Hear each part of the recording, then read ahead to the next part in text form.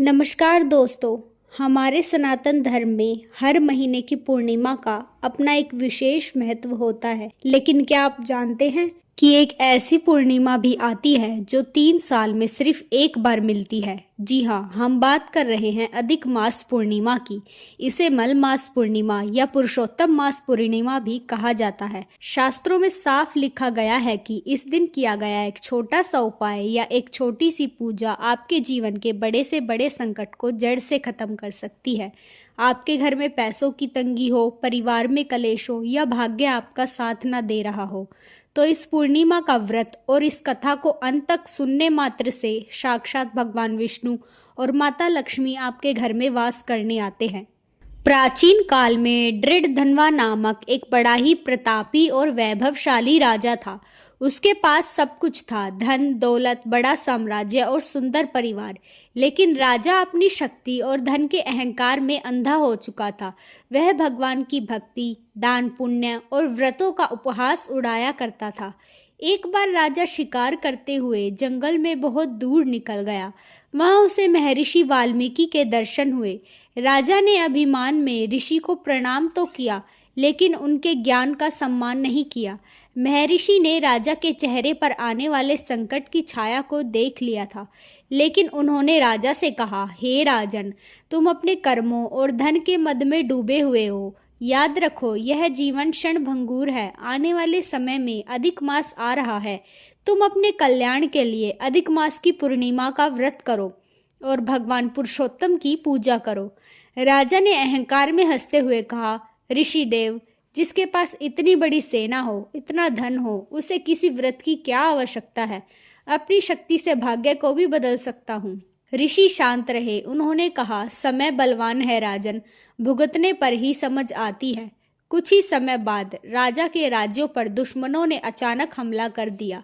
राजा का सब कुछ छिन गया। उसके महल जल गए, परिवार बिछड़ गया और वह खुद दाने दाने को मोहताज होकर उसी जंगल में भटकने लगा जहां कभी वह राजा बनकर घूमता था। तब राजा को अपनी गलती का एहसास हुआ। उसके आंसू नहीं रुक रहे थे। तभी उसे महर्षि वाल्मीकि की बात याद आई। इत्तेफाक से उस दिन अधिक मास की पूर्णिमा भी थी। भूख और प्यास से व्याकुल राजा ने उसी जंगल में बहने वाली नदी में स्नान किया। उसके पास पूजा के लिए कुछ नहीं था, तो उसने केवल मिट्टी का एक शिवलिंग और भगवान विष्णु की मानसिक मूर्ति बनाई। सच्चे दिल से रोते हुए उसने पूरे दिन और रात निराहार रहकर व्रत किया, भगवान पुरुषोत्तम के नाम का जाप किया। राजा की सच्ची तड़प और अधिक मास पूर्णिमा के इस महाव्रत के प्रभाव से भगवान पुरुषोत्तम अत्यंत प्रसन्न हुए। राजा के सारे संचित पाप उसी क्षण भस्म हो गए। अगले दिन राजा को उसका खोया हुआ राज्य वापस मिल गया। उसका परिवार सकुशल लौट आया। राजा ने जीवन भर इस व्रत को किया और अंत समय में उसे वैकुंठ लोक में स्थान मिला। तो प्यारे भक्तों, यह थी अधिक मास पूर्णिमा की वो पावन कथा जो हमें सिखाती है कि चाहे परिस्थिति कितनी भी खराब क्यों ना हो, अगर हम सच्चे मन से भगवान पुरुषोत्तम की शरण में आते हैं तो हमारा उद्धार निश्चित है। इस दिन आपको क्या करना चाहिए? बहुत सरल है। सुबह जल्दी उठकर स्नान करें, सूर्य देव को अर्घ्य दे, भगवान विष्णु और माता लक्ष्मी के सामने घी का दीपक जलाए, विष्णु सहस्त्रनाम या ओम नमो भगवते वासुदेवाय मंत्र का जाप करें। शाम के समय चंद्रमा को दूध और जल का अर्घ्य दे और घर के मुख्य द्वार पर एक दीपक जलाए। इस दिन किया गया दान, जैसे पीले कपड़े, अनाज या गुड़ का दान, आपके पितरों को भी तृप्ति देता है। उम्मीद है कि पुरुषोत्तम मास पूर्णिमा की यह दिव्य कथा आपको पसंद आई होगी और इससे आपको अपने जीवन के लिए एक नई सकारात्मक ऊर्जा मिली होगी।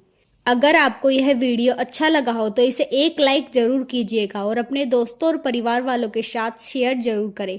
और ऐसे ही दिव्य कथाओं के लिए हमारे चैनल को सब्सक्राइब कर लीजिए। भगवान पुरुषोत्तम और माता लक्ष्मी की कृपा आप सब पर हमेशा बनी रहे।